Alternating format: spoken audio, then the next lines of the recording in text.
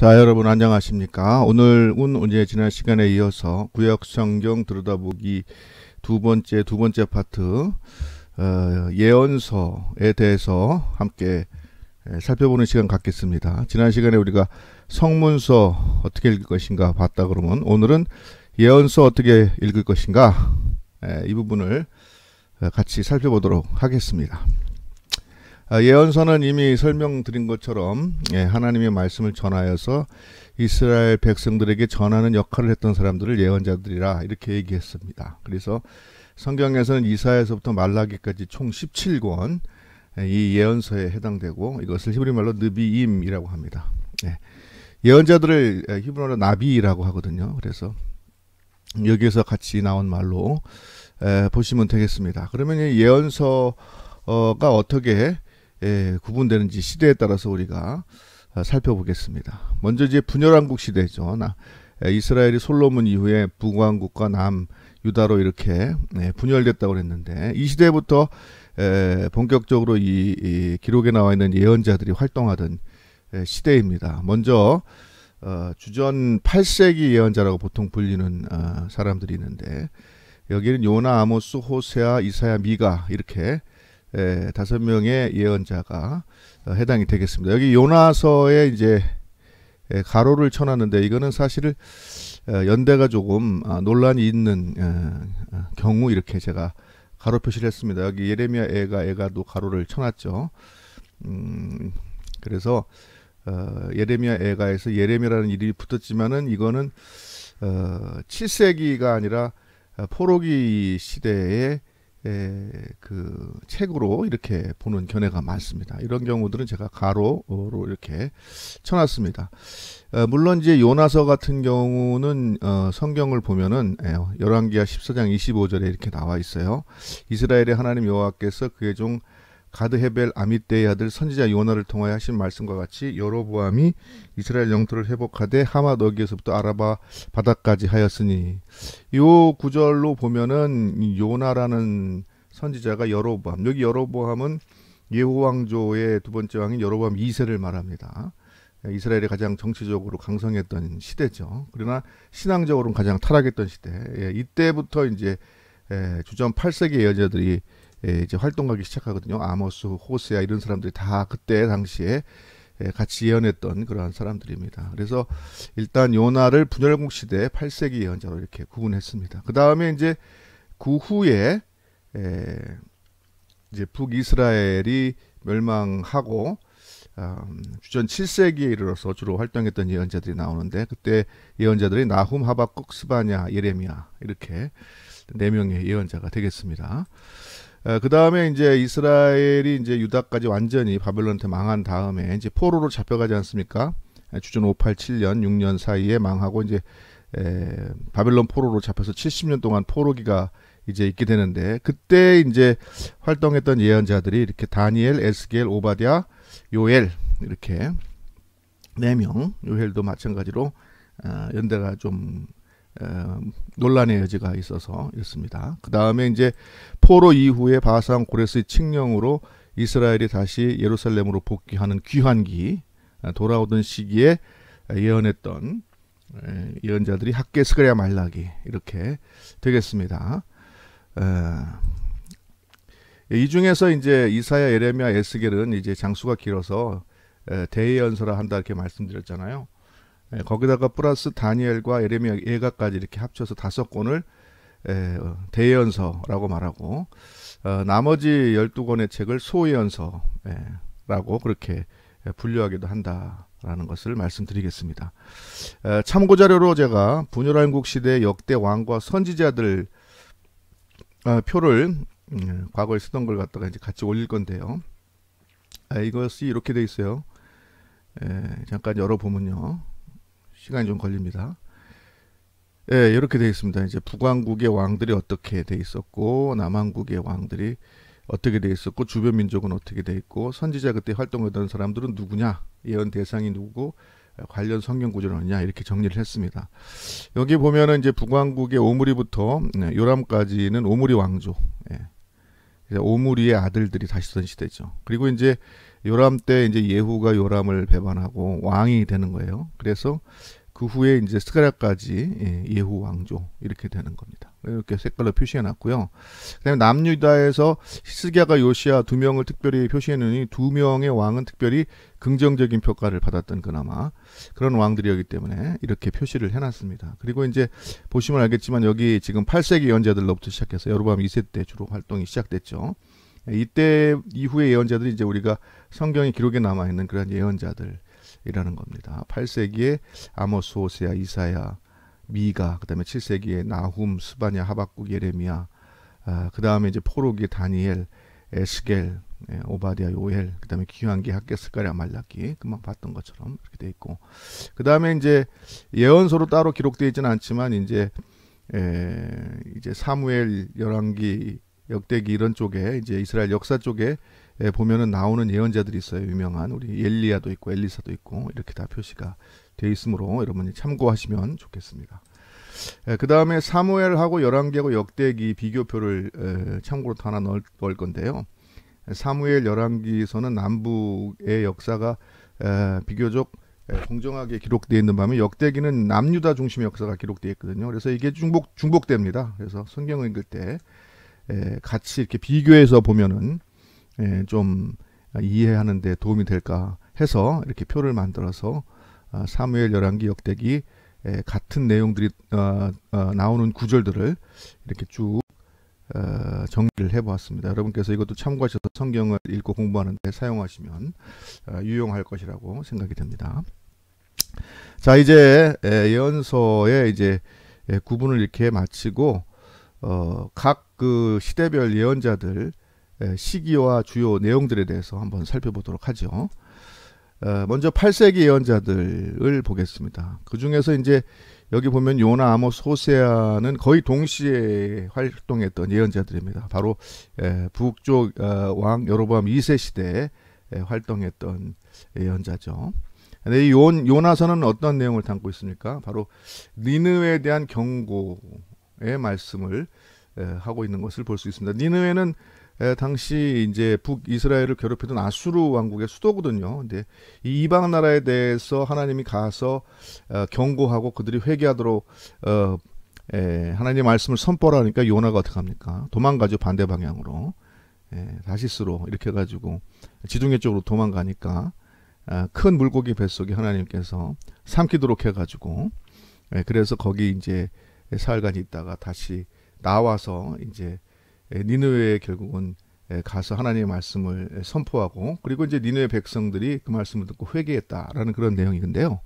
이것을 통해서 우리는 하나님의 구원은 이스라엘뿐만 아니라 온 세계 모든 민족을 향하여 있다는 것을 알게 됩니다. 우리가 전에 봤던 룻기라든지 이런 책들처럼 요나서도 하나님의 구원의 우주적 보편성이랄까 이런 것을 말하고 있는 그런 책으로 우리가 이해합니다. 그 다음에 이제 아모스도 동시대 예언자인데요. 이제 아모스의 별명은 공의의 예언자입니다. 왜 그러냐니까 5장 24절에 오직 정의를 강물같이 공의를 마르지 않는 강같이 흐르게 할지어다 라는 이 말씀으로 유명해져서 그런데요. 이 사람은 남유다 출신으로 북왕국에 대해서 경고의 말씀을 전한 그러한 예언자로 되어 있습니다. 그 다음에 호세아는 사랑의 예언자라고 하는데요. 음료 고멜과 결혼 생활을 통해서 하나님께서 이스라엘을 그들의 죄악에도 불구하고 얼마나 사랑하시는지 이것을 갖다가 예언했다. 그래서 우리가 사랑의 예언자다 이렇게 별명을 부르고 있습니다.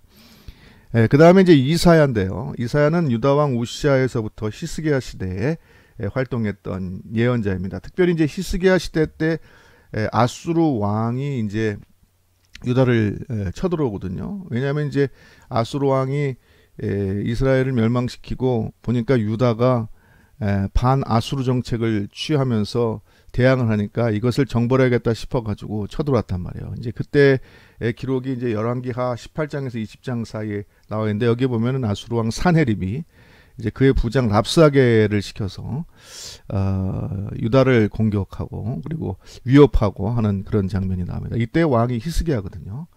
이때 예언을 했던 예언자가 바로 이사야 선지자입니다. 이제 히스기야 왕이 하나님 앞에 이제 기도를 해야 될 것을 이렇게 부탁하고 그렇게 하지 않습니까? 이제 그 동일한 내용이 이사야서 36장에서 39장 사이에 이렇게 나오는 것을 볼 수가 있습니다. 이사야 선지자는 유다의 혼합주의와 우상숭배 그리고 부정한 사회상을 고발한 예언자입니다. 그런데 이제 여기 제2이사야, 제3이사야라고 이렇게 물음표 해가지고 써놓은 게 있는데요.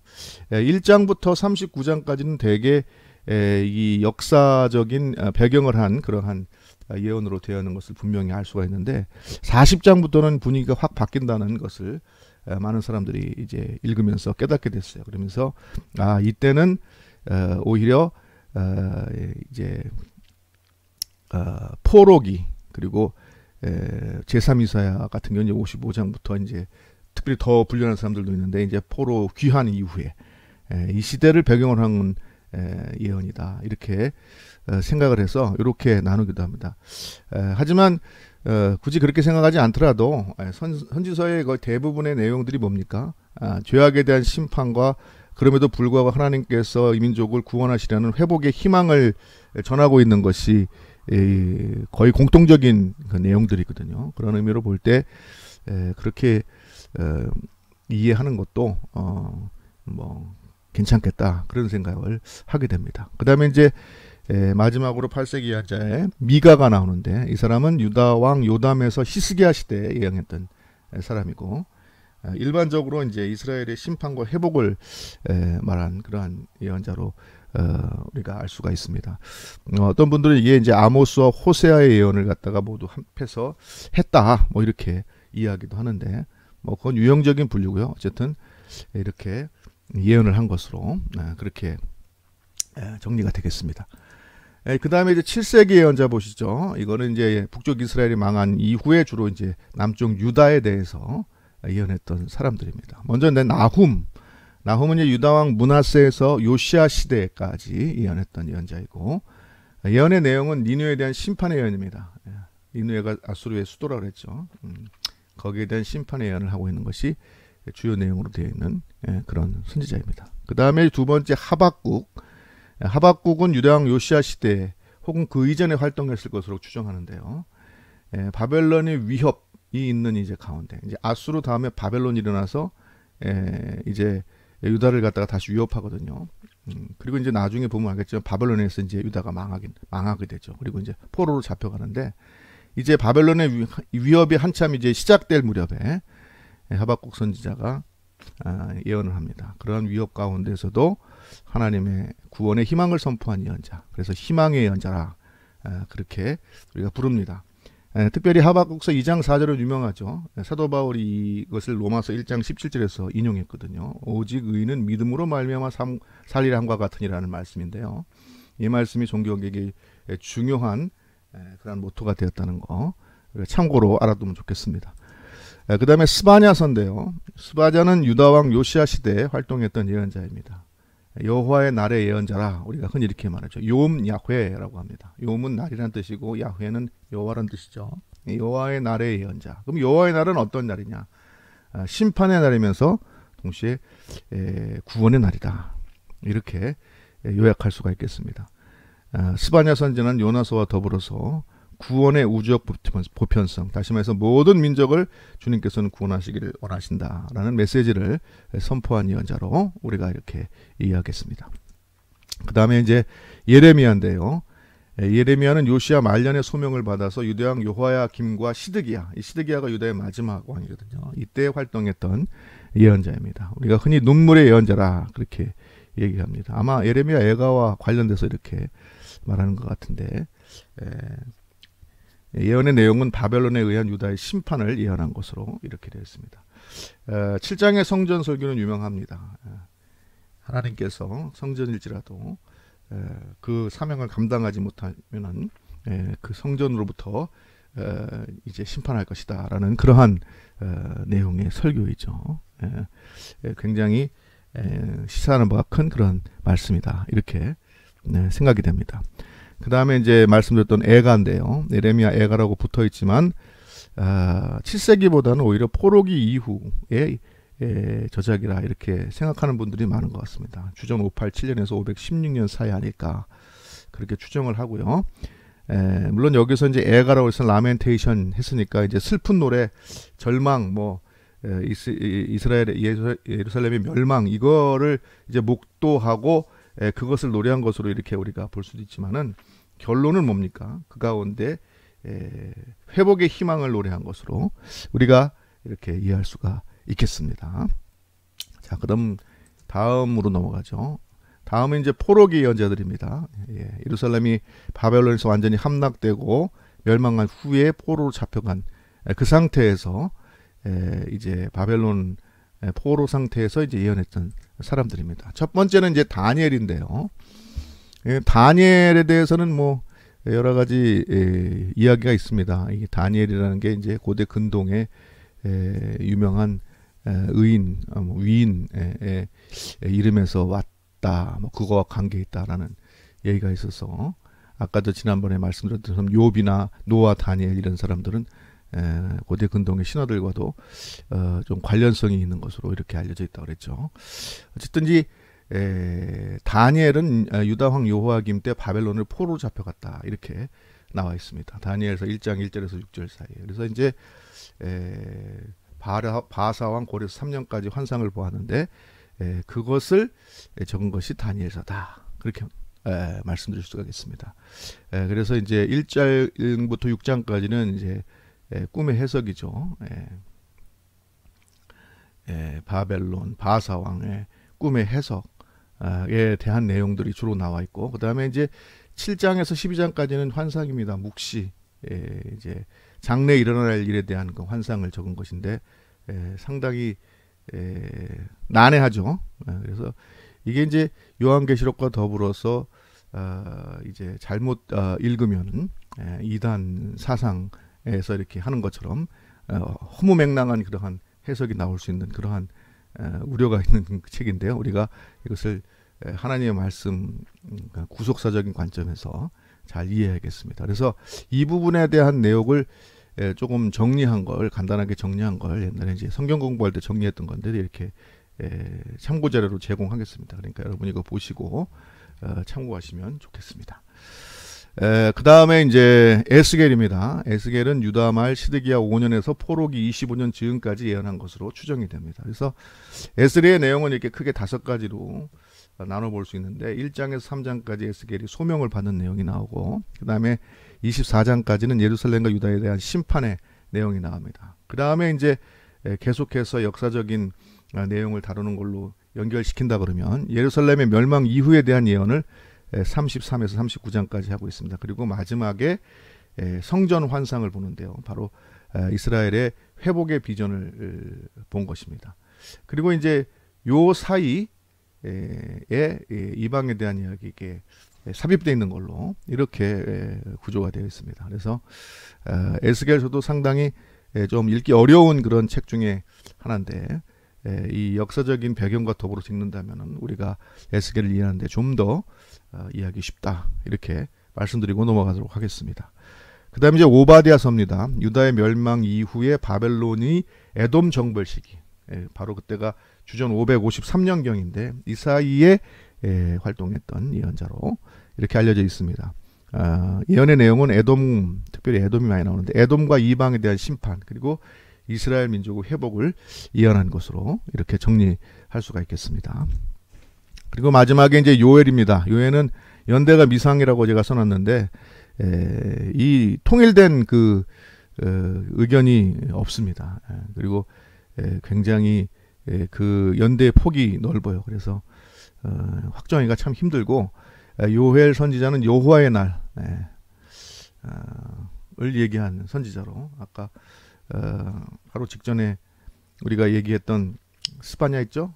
그 선지자와 같이 여호와의 날에 대해서 얘기를 했고, 그날은 바로 심판과 회복의 날이다. 특별히 회개하는 자들에게는 그날은 회복의 날이 될 것이다 라는 그러한 예언을 하고 있습니다. 그 다음에 이제 마지막으로 귀환기 예언자들을 보죠. 먼저 귀환기 예언자들을 보기 전에 귀환기 고대 근동의 역사와 에스라 느헤미야의 순서 문제가 있거든요. 이게 좀 흥미로운 주제인데 이거에 대해서 정리된 내용을 제가 또 참고 자료로 이렇게 붙입니다. 보면은 고대 근동 페르시아 역사를 중심으로 해서 에스라 느헤미야 순서 문제를 이렇게 하고 있는데, 페르시아 역사를 먼저 썼고요. 그 다음에 순서 문제, 뭐 지금 성경책으로는 에스라가 먼저 느헤미야가 나중에 냈는데, 많은 증거들이 느헤미야 먼저 아닌가, 그런 추정을 가능하게 하는 것들이 있습니다. 그래서 그런 내용들을 여기 참고 자료로 붙여 놓았습니다. 그 다음에 이제 이 시대에 활동했던 학개, 스가랴, 말라기 어떤 내용들을 다루고 있느냐. 학개, 스가랴는 성전 재건을 촉구했던 예언자들로 이렇게 이해할 수가 있습니다. 바로 이스라엘 민족이 이제 예루살렘에 복귀해서 성전을 짓다가 이제 이 민족들의 방해로 성전 재건이 잠시 중단됐거든요. 그리고 난 사이에 이스라엘 사람들이 자기 집 짓고 자기 생활하는 데 바빴던 모양이야. 그랬더니 이것을 보고 학개, 스가랴 선지자가 나타나서 뭐라고 얘기합니까? 너희들이 하나님의 성전 복구하는 것을 이제 게을리하고 너희들 먹고 사는 것만 급급하다, 이렇게 책망하면서 빨리 성전을 재건할 것을. 그러니까 성전이라는 것은 이스라엘 민족에 있어서 신앙과 삶의 어떤 중심을 차지하는 그런 중요한 것 아니겠습니까? 이것을 회복하지 않고 어떻게 우리가 회복된 공동체라고 하겠냐. 그러니까 60만 예루살렘으로 돌아오면 뭐하냐. 우리의 정신적인, 우리의 신앙적인 것이 회복돼야 된다. 그런 의미에서 성전 재건을 빨리 해야 된다. 다시 재개해야 된다. 이것을 촉구한 그러한 예언자들입니다. 그리고 이제 말라기는 재건된 공동체가 그럼에도 불구하고 타락되어 있던 그런 모습들, 이런 것들을 지적하면서 회개를 촉구했던 그러한 예언자가 말라기가 되겠습니다. 그리고 이후에는 하나님의 침묵입니다. 그래서 이 이후에, 말라기 이후에 이제 신약이 시작되기까지 약 300여 년간의 이 공백기를 신구약 중간사라고 하는데요. 역사적으로는 바로 이제 페르시아 이후에 알렉산더 제국, 헬라 제국이라고도 하죠. 이 제국이 다스렸던 시대입니다. 이때는 이제 성경에 기록이 없어요. 그리고 나서 이제 헬라 이후에 이제 로마가 일어나고, 로마가 세상을 다스릴 때 이제 예수님 오신 이런 복음서의 기록들이 다시 시작되는 그런 것을 우리가 볼 수가 있습니다.